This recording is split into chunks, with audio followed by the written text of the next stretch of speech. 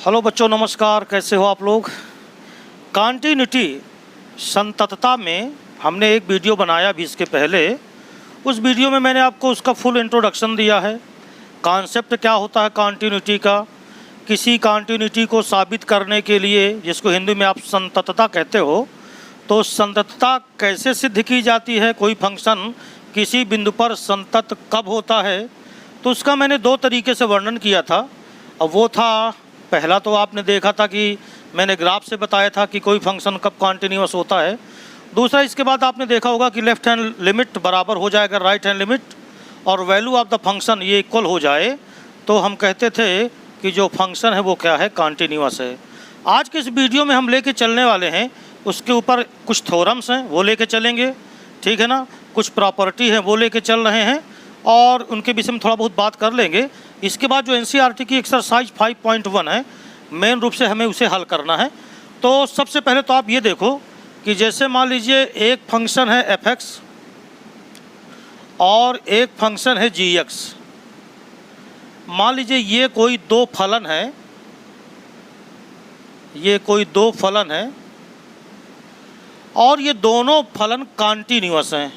यानी हम ये कहें कि यदि f(x) तथा g(x) ये फंक्शन संतत हैं, ये दोनों फंक्शन क्या हैं, कॉन्टिन्यूअस हैं, हिंदी में कहें तो संतत हैं, तो हमें ये ध्यान रखना है कि जो f(x) प्लस g(x) होगा, पहला नंबर f(x) प्लस g(x) यानी दो कॉन्टिन्यूअस फंक्शन का जो योगफल होता है ये भी कॉन्टिन्यूअस ही होगा, ये भी कॉन्टिन्यूअस होगा। दूसरा ये है कि f(x) माइनस g(x) ये भी कॉन्टिन्यूअस होगा। तीसरा है कि f(x) इंटू g(x) ये भी कॉन्टिन्यूअस होगा। और चौथा नंबर ये ध्यान रखें कि f(x) अपॉन g(x) ये भी फंक्शन कॉन्टिन्यूअस होगा, राइट है, जहाँ g(x) is not equal to 0। तो कुल मिलाकर के आपको ये समझना है कि अगर कोई दो फंक्शन पहले से कॉन्टिन्यूअस हैं तो उनका योगफल, उनका अंतर, उनका गुणनफल आपस में और उनका जो भागफल है वो भी कॉन्टिन्यूअस होते हैं। पहली चीज़ तो आपको ये ध्यान रखना है। दूसरी चीज़ ये याद रखना है कि मान लीजिए f(x) तो कॉन्टिन्यूअस है, ये मान लीजिए कॉन्टिन्यूअस फंक्शन है f(x) और जो दूसरा फंक्शन है वो g(x) है, मान लीजिए वो डिसकॉन्टिन्यूअस है। मतलब एक फलन तो इसमें संतत है, f(x) तो संतत है, मगर जो दूसरा फंक्शन है g(x) वो डिसकॉन्टिन्यूअस है। तो इनके गुणनफल से अगर कोई फंक्शन बनता है, जैसे मैंने कहा φx है और ये बनता है f(x) इंटू g(x) के गुणनफल से, तो ये ज़रूरी नहीं है कि जो इनका गुणनफल हो, it is not necessary such that φx also will be continuous, है ना, या डिसकॉन्टिन्यूअस। तो ये ज़रूरी नहीं है कि ये भी, यह आवश्यक नहीं है, यह आवश्यक नहीं है कि जो φx है ये भी डिसकॉन्टिन्यूअस हो। तो कोई ज़रूरी नहीं है कि ये भी क्या हो, डिसकॉन्टिन्यूअस हो किसी भी बिंदु पर। जैसे आप कोई पॉइंट लेते हैं, आपने कहा पॉइंट ए पर, है ना, तो अगर ए पर ये फंक्शन तो कॉन्टिन्यूअस है और ये फंक्शन क्या है, डिसकॉन्टिन्यूअस है, तो ज़रूरी नहीं है कि इनका जो गुणनफल हो वो भी क्या हो, डिसकॉन्टिन्यूअस। तो ये दो पॉइंट मैंने आपको जो बताए, इनका आपको ध्यान रखना है क्वेश्चन करते समय, क्योंकि जब आप एक्सरसाइज शुरू करोगे तो आपको इस प्रकार के फंक्शन मिल सकते हैं कि कोई फलन दो फलनों का योगफल हो। तो अगर योगफल है, गुणनफल है, भागफल है, अंतर है, तो अगर दो फंक्शन पहले से कॉन्टिन्यूअस हैं तो उनका योगफल, उनका अंतर, उनका गुणनफल और उनका भागफल ये सदैव कॉन्टिन्यूअस होते हैं। आप यानी आप इनको कह सकते हो कि ये क्या है, कॉन्टिन्यूअस हैं। अब जब हम क्वेश्चन करेंगे तो उनमें कुछ चीज़ों का आपको विशेष रूप से ध्यान करना है और इनको क्वेश्चन में हम डायरेक्ट इस्तेमाल कर सकते हैं। पहला नंबर ये है कि जितने पॉलिनोमियल फंक्शन होते हैं, पॉलिनोमियल को अगर मैं हिंदी में कहूँ बहुपदीय, तो जितने बहुपदीय फलन होते हैं ये सभी कॉन्टिन्यूअस होते हैं, राइट है ना। पॉलिनोमियल फंक्शन जितने होंगे वो कॉन्टिन्यूअस होंगे। जैसे f(x) बराबर मैं लिख दूं x² धन 3 x धन 4, है ना। तो ये फिर ऑल रियल नंबर में जो x लेंगे आप रियल नंबर लेंगे, तो ये सभी रियल नंबर में ये फंक्शन सभी कॉन्टिन्यूअस होते हैं। दूसरा नंबर है जो ट्रिगो फंक्शन होते हैं, त्रिकोणमितीय फलन हिंदी में अगर बोलें तो आप इनको नोट कर सकते हो। जो जितने त्रिकोणमितीय फंक्शन होते हैं ये सब कॉन्टिन्यूअस होते हैं, ये भी कॉन्टिन्यूअस होते हैं। लेकिन याद रखना कि ये फंक्शन अपने डोमेन में कॉन्टिन्यूअस होते हैं, डोमेन के बाहर डिसकॉन्टिन्यूअस हो जाएंगे। तो जितने भी त्रिकोणमितीय फलन होते हैं ये अपने डोमेन में सभी क्या होते हैं, कॉन्टिन्यूअस होते हैं। तीसरा नंबर है चरघातांकी, जिसको आप एक्सपोनेंशियल फंक्शन कहते हैं। तो एक्सपोनेंशियल फंक्शन यानी हिंदी में इसको मैं बता रहा हूँ कि इसका नाम है चरघातांकी फलन। e⁻x आपने पढ़ा, a⁻x आपने पढ़ा। ऐसे जो फंक्शन होते हैं ये फंक्शन भी सदो कॉन्टिन्यूअस होते हैं, ये फंक्शन भी क्या होते हैं, कॉन्टिन्यूअस होते हैं। तो ये ध्यान में रखना है आपको। दूसरी चीज़ ये है कि जो log x का फलन होता है, जिसको आप कहते हो लघुगणकीय फलन, ये log x का जो फलन होता है ये भी सदैव कॉन्टिन्यूअस होता है। लेकिन आपको ये याद रखना है कि ये जितने भी फंक्शन कॉन्टिन्यूअस होंगे ये सारे के सारे फंक्शन अपने डोमेन में क्या होते हैं, कॉन्टिन्यूअस होते हैं। तो जैसे मान लीजिए कोई फंक्शन आ गया sin x है, मान लो sin x का फंक्शन आ गया, तो उसे हम डायरेक्ट कह सकते हैं कि चूंकि यह एक त्रिकोणमितीय फलन है इसलिए यह क्या होगा, कॉन्टिन्यूअस होगा।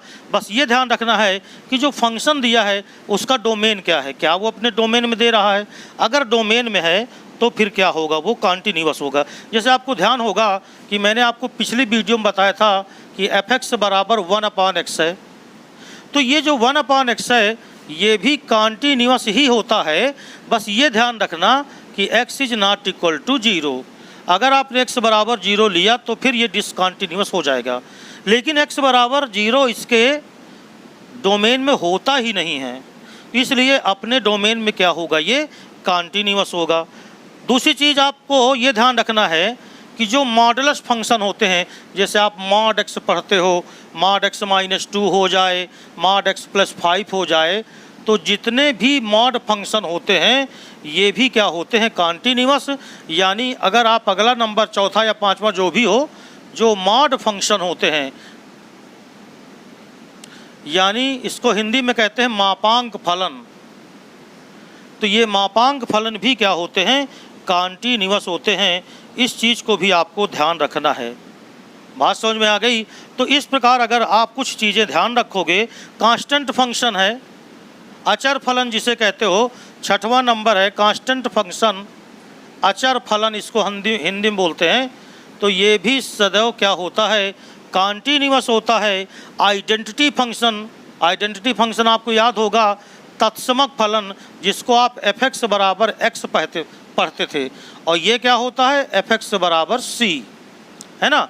तो आइडेंटिटी फंक्शन यानी तत्समक फलन भी सदैव क्या होता है, कॉन्टिन्यूअस होता है। इसी प्रकार रेशनल फलन, परिमेय फलन, रेशनल फंक्शन, ये भी क्या होता है, कॉन्टिन्यूअस होता है। तो ये चीज़ें आप नोट कर लीजिए कागज़ में कहीं पर कि क्या क्या चीज़ें नोट करना है। जितने बहुपदीय फलन होंगे, जितने ट्रिग्नोमेट्रिक फंक्शन होंगे, चरघातांकी फलन होंगे, log x वाले फलन होंगे, लघुगणकीय फलन, ये सब अपने अपने डोमेन में क्या होते हैं, कॉन्टिन्यूअस होते हैं। यानी इनके डोमेन में हमें कॉन्टिन्यूअस कहने में कोई प्रॉब्लम नहीं है। चरघातांकी फलन, मॉड फंक्शन और आइडेंटिटी फंक्शन, ये सारे के सारे फंक्शन क्या होते हैं, कॉन्टिन्यूअस फंक्शन होते हैं। तो इतनी जानकारी आप रखिएगा। दूसरी चीज़ मैंने इसके पहले जो बताया कि f(x + gx, f(x - gx, f(x * gx, F X upon G X, यानी ये जो प्रॉपर्टी है, ये जो थ्योरम है, ये सदैव सत्य होती है कि अगर एफ एक्स और जी एक्स ये कॉन्टीन्यूअस फंक्शन हैं तो इनके प्लस, इनके माइनस, इनटू, अपॉन, ये सारे के सारे फंक्शन क्या होते हैं, कॉन्टीन्यूअस होते हैं। तो चलिए अब हम लेके चलते हैं एक्सरसाइज 5.1 और उसके कुछ सवाल आपको एनसीईआरटी की बुक से मैं कराता हूँ।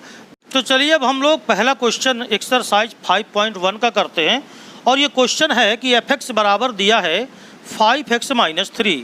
तीन बिंदु हमको दे दिए गए हैं, x बराबर 0, x बराबर -3 और x बराबर 5। कहता है सिद्ध करो कि इन बिंदुओं पर ये जो दिया गया फंक्शन है वो कॉन्टीन्यूअस है। तो दो तरीके हैं, एक तो आप left hand limit, right hand limit और वैल्यू निकालो और तीनों को बराबर कर दो, और एक ग्राफ से है। तो जिसका ग्राफ आप जानते हैं तो ग्राफ से कर सकते हैं। ग्राफ अगर आप नहीं बना पा रहे तो आप क्या करेंगे, एट x = 0 लेंगे left hand limit. Left hand limit का तरीका है कि लिमिट x टेंड टू, जिस बिंदु पर ले रहे हैं वहाँ माइनस, तो 0 माइनस, और जो फंक्शन दिया है f(x -3). अब हम करेंगे क्या कि लिमिट h को टेंड कर देंगे 0 की ओर, तो लिमिट h टेंड टू 0, 5, जहाँ x होता है वहाँ 0 माइनस h लिख देना है, और माइनस का कितना 3। अब देखो अगर h की वैल्यू 0 रख दोगे तो 5 का गुणा 0 में हुआ तो 0 - 3, अर्थात जो लेफ्ट हैंड लिमिट आई वो -3 आई। अब इसके बाद आप राइट हैंड लिमिट निकालो, तो राइट हैंड लिमिट बराबर क्या होता है, limit x tend to 0 plus, right hand limit में 0 प्लस आ जाएगा, और जो फंक्शन है ये तो यही दिया है, तो 5x माइनस कितना 3 बराबर लिमिट h टेंड टू 0 हो जाएगी, और ये जो 5x है x की जगह पर आ जाएगा 0 प्लस h और माइनस कितना 3। तो इस प्रकार ये भी वैल्यू आई, अगर आप x 0 सब्सिट्यूट करोगे, रख दोगे, तो ये भी वैल्यू आई -3। आपने देखा कि लेफ्ट हैंड लिमिट भी आई -3, राइट हैंड लिमिट भी आ गई -3, और अब आप वैल्यू निकालो, यानी f आपको क्या निकालना है, 0। तो देखो 5x -3 है, तो 5 × 0 -3, तो बराबर कितना आ गया 3। ये तीनों चीज़ें आपने निकाल लिया। अब आप देख रहे हो कि चूँकि लेफ्ट हैंड लिमिट ये बराबर आई राइट हैंड लिमिट और ये बराबर आ गया f0, इसलिए आप ये कह सकते हो कि x बराबर 0 पर f(x) ये कॉन्टीन्यूअस है। तो ये सिद्ध हो गया। तो बिल्कुल जो काम आप 0 पे कर रहे हो वहीं 0 की जगह पे -3 लगाना है, और इसी तरह 5 पे चेक करना है, तो जहाँ 0 लगा के किए थे तो 0 की जगह पे आपको 5 रख देना है।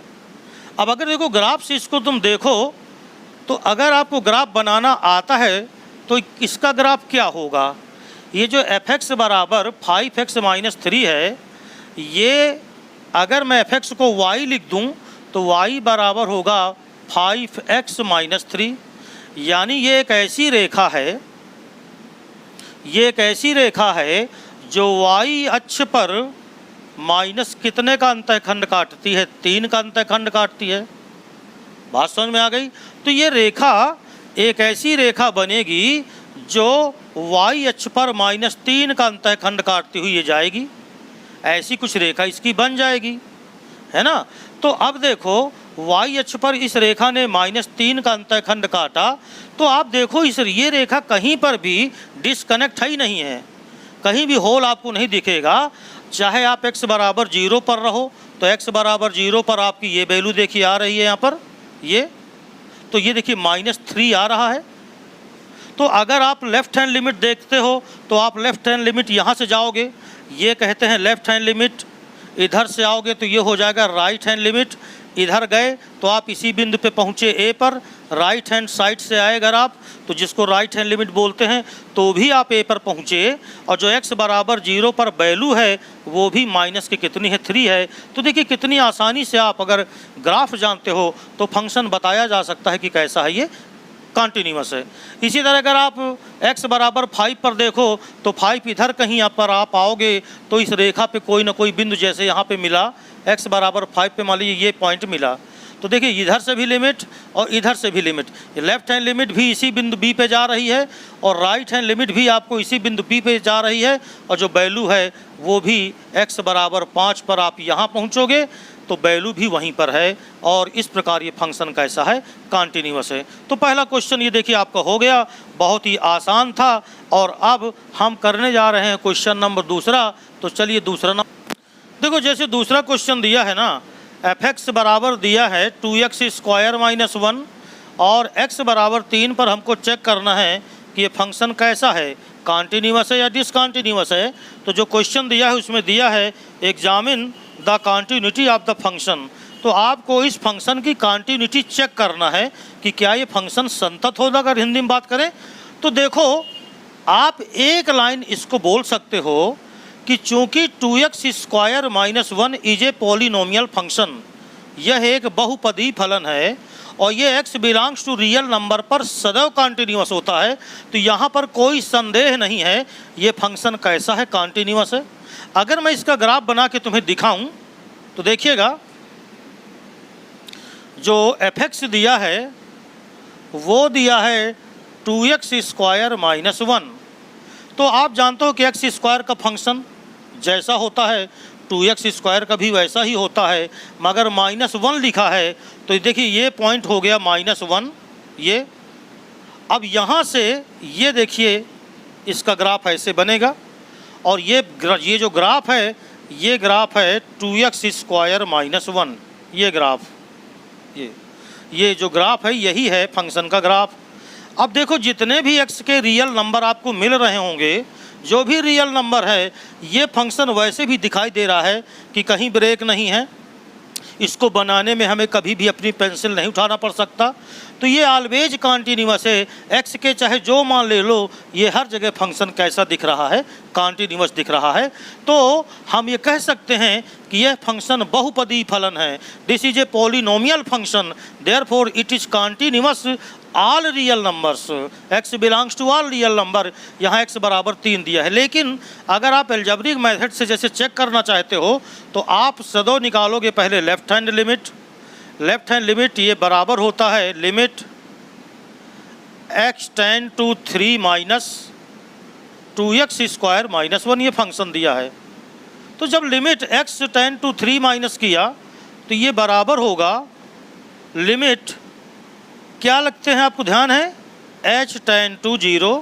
और देखो जहाँ पे x लिखा है वहाँ होगा 3 माइनस h। ये देखिए 3 पे माइनस है ना, तो ये होगा 3 माइनस h का होल स्क्वायर और फिर माइनस कितना 1। तो ये बराबर हो जाएगा, अगर मैं h को 0 यहाँ रख दूँ या इसको पहले तोड़ भी दो तो कोई फ़र्क नहीं पड़ता, क्योंकि बटे में कुछ है नहीं। तो जब बटे में कुछ नहीं तो लिमिट आप डायरेक्ट वैल्यू रख सकते हो। तो अगर इसको 0 रखा जाए तो 3 त्रिकाई 9 दूनी 18 और 18 में 1 निकल गए तो कितना बचा, 17। ये आ गई लिमिट की वैल्यू। अब आपसे कहा जाए कि चलो राइट हैंड लिमिट निकालो, तो राइट हैंड लिमिट बराबर limit x tend to 3 plus और ये आएगा 2x स्क्वायर माइनस 1 बराबर लिमिट h टेंड टू 0। और ध्यान रखें जहाँ x है वहाँ 3 प्लस h हो जाएगा, इसका स्क्वायर और माइनस 1। तो ये बराबर आएगा, अगर h की वैल्यू आप यहाँ सब रख दो तो 3 त्रिकाई 9 दूनी 18 और 18 में 1 चले गए, कितना है, 17। तो देखिए लेफ्ट हैंड लिमिट है और ये राइट हैंड लिमिट है, ये दोनों लिमिट तुम्हारे सामने लिखी हुई हैं। अब इसके बाद आपको वैल्यू निकालना है, तो f3 पॉइंट पर निकालना है। तो f3 बराबर यहाँ रख दो 3, तो 3 त्रिकाई 9 दूनी 18 और 18 माइनस 1 बराबर कितना आया, 17। आप ये देख रहे हो कि जो लेफ्ट हैंड लिमिट है वो बराबर आई राइट हैंड लिमिट और बराबर आई f3। हम कह सकते हैं इसलिए ये फंक्शन कैसा है, कॉन्टिन्यूअस है। तो कोई दिक्कत नहीं है, ये मैंने इधर ग्राफ बना दिया है, ग्राफ से आप खुद समझ जाओ कि ये फंक्शन कॉन्टिन्यूअस होगा क्योंकि ये फंक्शन पॉलिनोमियल है। लेकिन अगर वो कहता है कि फंक्शन को दिखाओ कि ये कॉन्टिन्यूअस है तो निश्चित तौर पर आप ये कह सकते हैं कि इस प्रकार लेफ्ट हैंड लिमिट बराबर राइट हैंड लिमिट करके आप इस फंक्शन को कॉन्टिन्यूअस दिखा सकते हैं। तो आपको बात समझ में आ रही होगी। अब देखिए, जैसे मान लीजिए क्वेश्चन नंबर इसमें तीसरा है, ये तो अभी मैंने दूसरा क्वेश्चन किया, तो अगर आप इसमें क्वेश्चन नंबर तीसरा देखो, और तीसरे में देखिए कई भाग दिए गए हैं। जैसे ए दिया है, ये दिया है f(x) बराबर x माइनस 5, जो बी दिया है इसमें दिया है f(x) बराबर 1/x माइनस 5, जो सी दिया है इसमें वो दिया है f(x) बराबर x square minus 25/x plus 5, और जो डी नंबर दिया है वो दिया है f(x) बराबर mod x माइनस 5। अब हमें देखो इस फंक्शन को दिखाने हैं कि क्या ये फंक्शन कॉन्टिन्यूअस है। तो ज़रा पहला वाला देखो, एक लाइन में आप समझो कि जो पहला वाला फंक्शन है वो पॉलिनोमियल फंक्शन है। अब चूंकि आपको एग्जामिन करना है, सिर्फ ये बताना है कि क्या ये कॉन्टिन्यूअस है, तो आप कह सकते हैं कि चूंकि यह एक पॉलिनोमियल फंक्शन है, यह एक बहुपदी फलन है, इसलिए यह सदैव क्या होगा, कॉन्टिन्यूअस होगा। अगर आप इसका ग्राफ बनाएं तो इसका ग्राफ देखिए कैसे बनेगा। एक ऐसी रेखा जो वाई अक्ष पर -5 का अंतःखंड काटती है, और अगर मैं कहूं कि -5 यहाँ है तो ये रेखा कुछ ऐसे बनेगी, राइट है। अब ये रेखा जो आप देखो तो ये कहीं भी रेखा अगर इसका ग्राफ बनाओ तुम, तो कहीं भी ग्राफ ब्रेक होगा ही नहीं।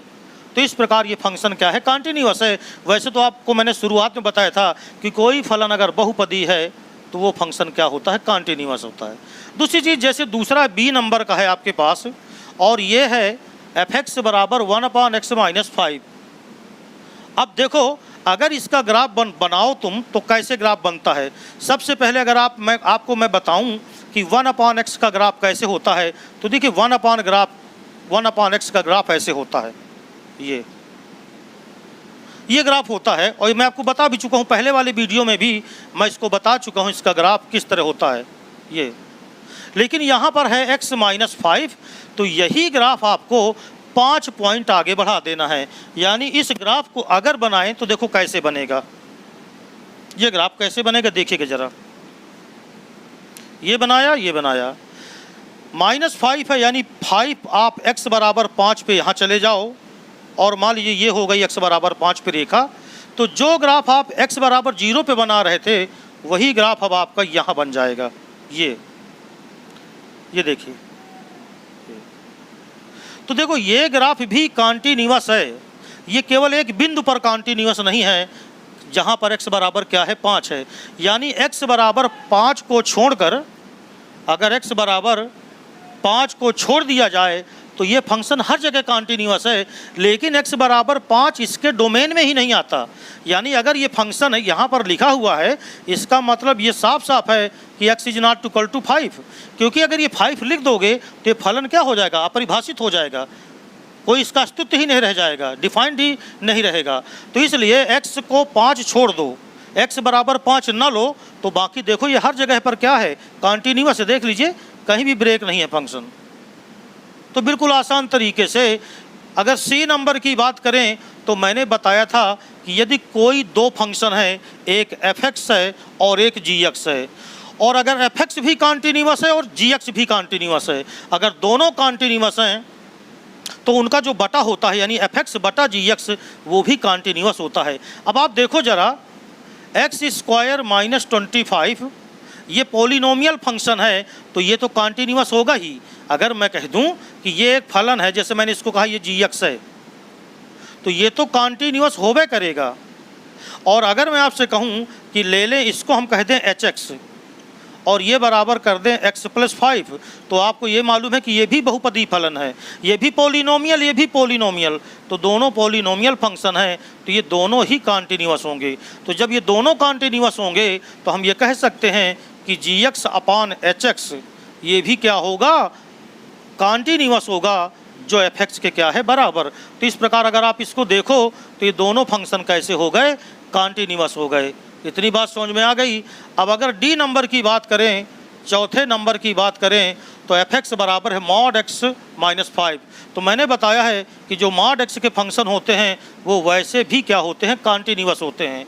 तो मॉड x के फंक्शन चूंकि कॉन्टिन्यूअस होते हैं तो ये मॉड का ही फंक्शन है, तो ये भी क्या होगा, कॉन्टिन्यूअस होगा।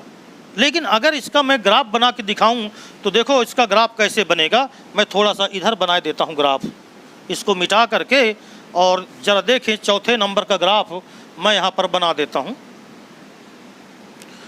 fx बराबर दिया है मॉड x माइनस 5, तो इसका ग्राफ जो बनेगा वो जरा कैसा बनेगा देखिएगा। मॉड x का आप जानते हो सिर्फ -5 आ गया, तो आप +5 इधर चले जाओ x बराबर 5 पर, और ये देखिए फंक्शन का ग्राफ ऐसे बनेगा। और ये फंक्शन आप देख रहे हो कि ये फंक्शन हर जगह पर क्या है, कॉन्टिन्यूअस है। तो इस प्रकार जितने फंक्शन दिए हैं तीसरे में, ये सभी फंक्शन क्या हैं, कॉन्टिन्यूअस हैं। क्वेश्चन नंबर चौथा अगर आप देखें तो फंक्शन दिया है fx बराबर x to the power n, ये x to the power n दे दिया है। Prove that the function fx is equal to x to the power n is continuous at x is equal to n। आपको x बराबर n पर सिद्ध करना है कि ये फंक्शन क्या है, कॉन्टिन्यूअस है।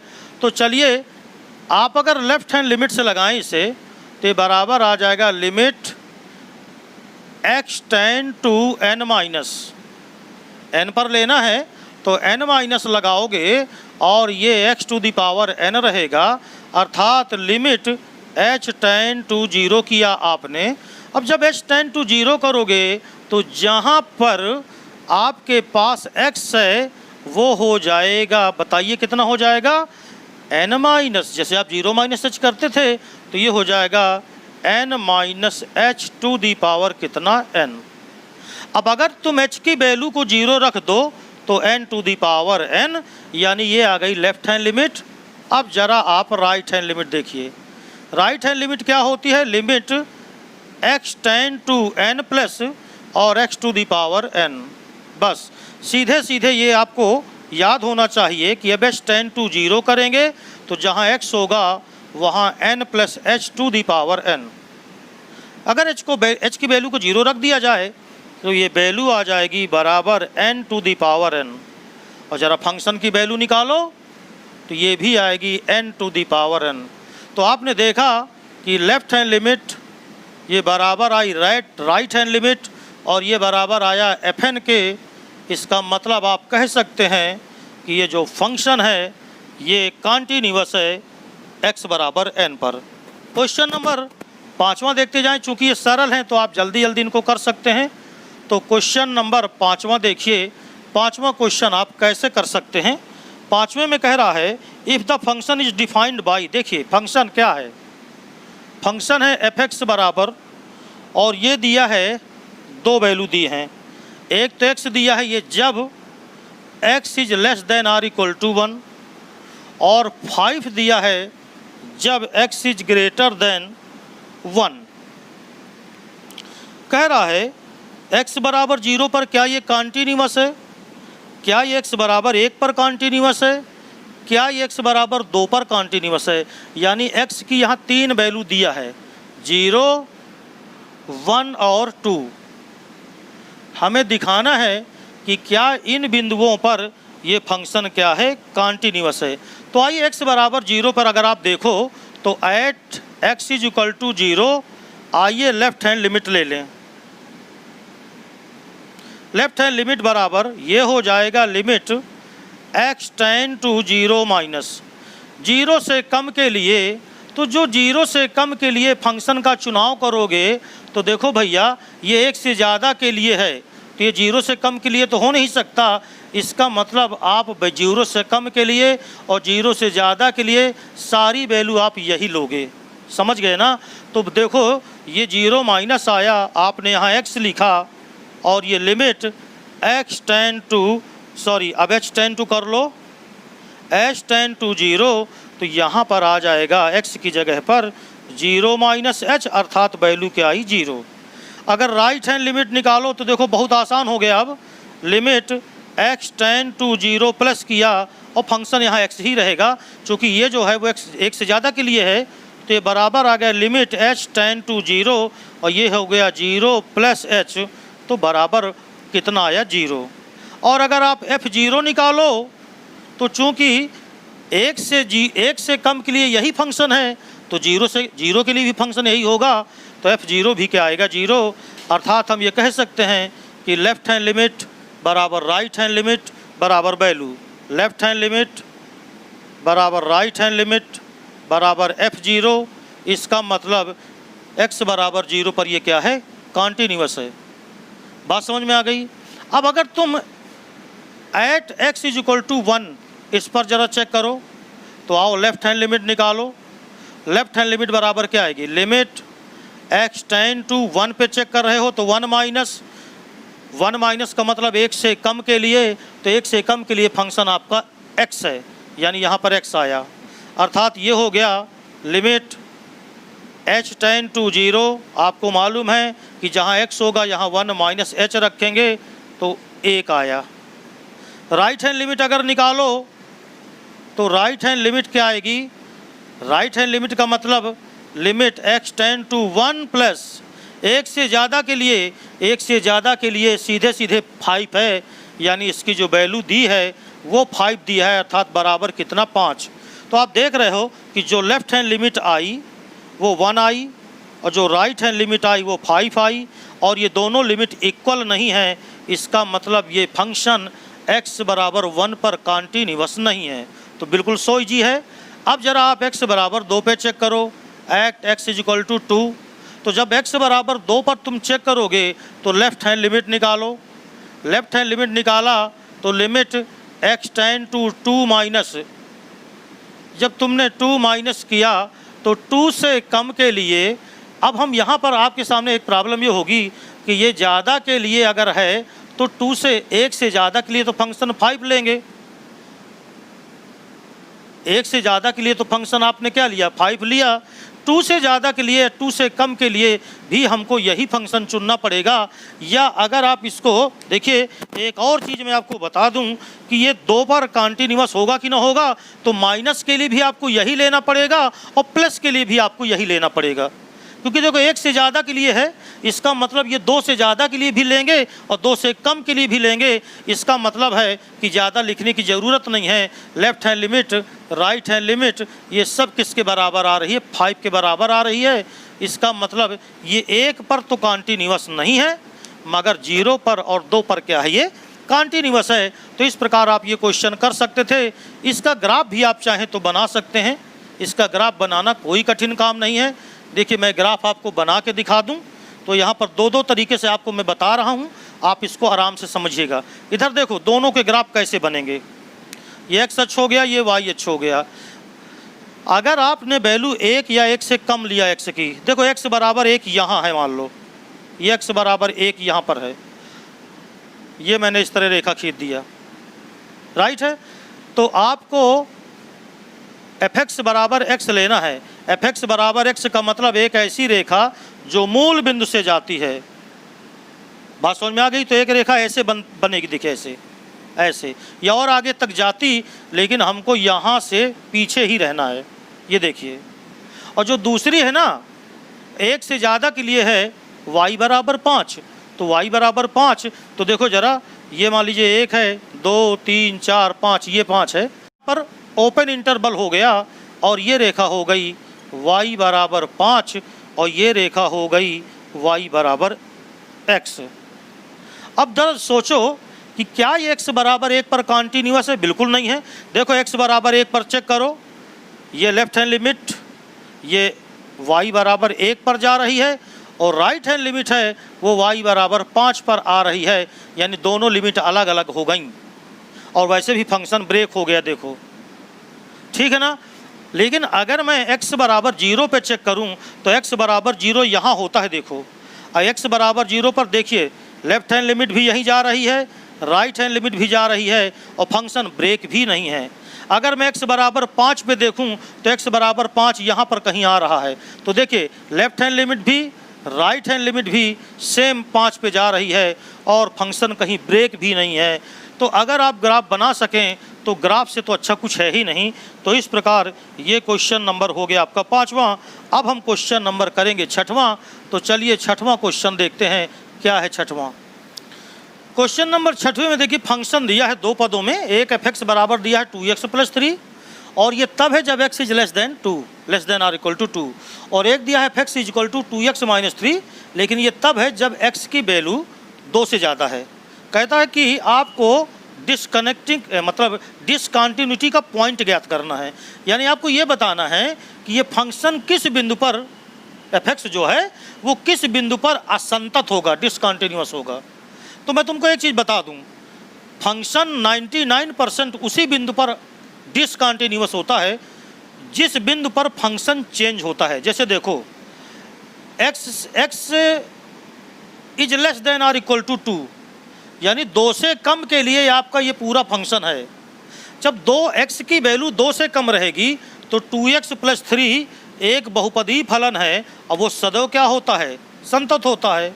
और जब x की वैल्यू तुम 2 से ज़्यादा लोगे तो फंक्शन यहाँ चेंज हो गया, यानी x जब 2 से ज़्यादा लोगे तो 2x - 3 फंक्शन है, और ये भी पॉलिनोमियल है यानी बहुपदी है। तो 2 से ज़्यादा का कोई भी वैल्यू ले लो, x 2 से अधिक x की कोई भी वैल्यू तुम ले लोगे तो ये फंक्शन कॉन्टिन्यूअस होगा, 2 से कम के लिए ये कॉन्टिन्यूअस होगा। तो टर्निंग पॉइंट ऑफ इन्फ्लेक्शन वो 2 है, क्योंकि x बराबर 2 पर 2 फलन, एक ऊपर लिखा है एक नीचे, यानी अगर फलन डिसकंटिन्यूअस होगा, असंतत होगा, तो केवल वो बिंदु 2 हो सकता है। तो उसी पर हमको चेक कर लेना है। तो देखिएगा ज़रा, at x is equal to 2, यानी x बराबर 2 पर हम लेफ्ट हैंड लिमिट निकालें। मैं ग्राफ से भी आपको इसको बताऊंगा। देखिएगा लेफ्ट हैंड लिमिट ये होती है limit x tend to 2 minus, यानी x की वैल्यू जब 2 से कम हो तब लिमिट। तो जब x की वैल्यू 2 से कम होगी तो जो fx है वो इसके बराबर होगा, यानी यहाँ हमने लिखा 2x + 3 बराबर limit x tend to 2 minus था तो ये हो गया h टेंड टू 0, और ध्यान रखें जहाँ x लिखा है वहाँ 2 - h लिखना है और प्लस कितना 3। अब अगर h की वैल्यू 0 रखी जाएगी तो 2 दूनी 4 और 4 धन 3 7 आया, यानी लेफ्ट हैंड लिमिट 7 आई। आओ राइट हैंड लिमिट चेक करो। राइट हैंड लिमिट बराबर limit x tend to 2 plus आएगा। 2 प्लस का मतलब 2 से अधिक के लिए, तो 2 से अधिक जब x का मान 2 से अधिक है तो ये फंक्शन है, और ये है 2x - 3 बराबर लिमिट h टेंड टू 0। अब h टेंड टू 0 रखोगे तो जहाँ पर x है वहाँ पर आपको लिखना होगा 2 + h और माइनस कितना 3। अब अगर h को मैं 0 रख दूँ तो ये आ गया 4 - 3 और बराबर कितना 1। तो आप देखो ना, लेफ्ट हैंड लिमिट तो 7 आ रही है और राइट हैंड लिमिट कितनी आ रही है, 1 आ रही है। इसका मतलब हम ये कह सकते हैं कि चूंकि left hand limit this is not equal to right hand limit, या right hand limit this is not equal to left hand limit, इसलिए फंक्शन fx ये x बराबर 2 पर डिसकंटिन्यूअस है। यही क्या हो जाएगा आंसर, यानी जो पॉइंट ऑफ डिस्कनेक्ट नहीं आई, पॉइंट ऑफ डिस्कनेक्ट या डिसकंटिन्यूटी, ये हम कह सकते हैं कि वो पॉइंट कितना आया, x बराबर 2, और यही क्या हो गया इसका आंसर। ठीक है ना। तो ये इस प्रकार मैंने क्वेश्चन नंबर 6 तक आपको इस वीडियो में बताया है। तो ये चूँकि काफ़ी इसमें क्वेश्चन हैं, अगर हम वन साइडेड एक तरफ से शुरू कर देते हैं तो हमको काफ़ी समय लगेगा इसको लगाने में, इसलिए इसके हम पहला वीडियो आज इसका फर्स्ट नंबर बता दिए आपको। अब इसके आगे के क्वेश्चन 6 से लेकर के 10 या 12 तक जितने भी पहुंच पाएंगे वो दूसरे वीडियो में रखेंगे। इस प्रकार 3-4 वीडियो में ये प्रश्नोली पूरी हो जाएगी। ये वीडियो आपको कैसा लगा कमेंट करके बताइएगा और वीडियो को लाइक ज़रूर करिएगा। नमस्ते।